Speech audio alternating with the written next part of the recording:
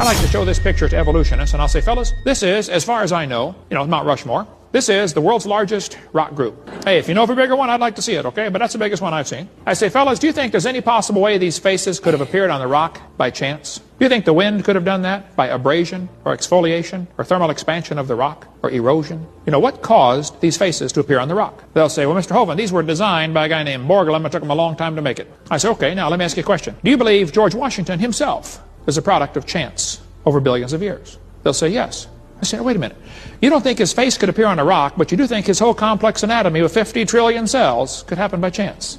Are you dumb in any other area? Or is that the only one? Had to be designed. But see, they avoid using the word designed in textbooks. Watch this carefully. They say, boys and girls, notice how plants are adapted to their environment. They say gills are an adaptation to living in water. Why don't they say designed? By the way, how did the fish live before they adapted the gills? Oh, well, you see, for millions of years, none of them lived. They all died.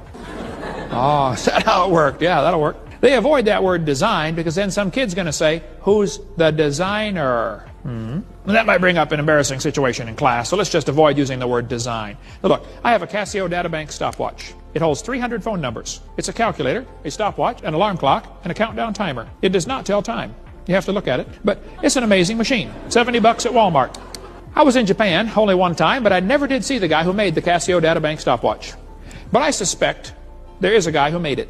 Is it logical for me to stand here in Wisconsin and say, I believe there's a designer for this watch, even though I've never met him? I mean, is that logical? Sure.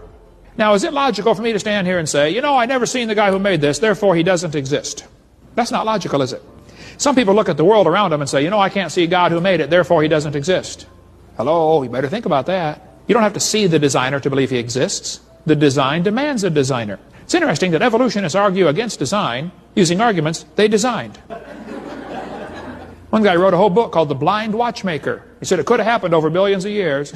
Well, why'd you write a book about it then? Why don't you throw a bunch of ink out in the paper and see if it made your book? Michael Behe's got a great book showing the complexity of nature and how it simply could not have survived. It could not have happened by chance.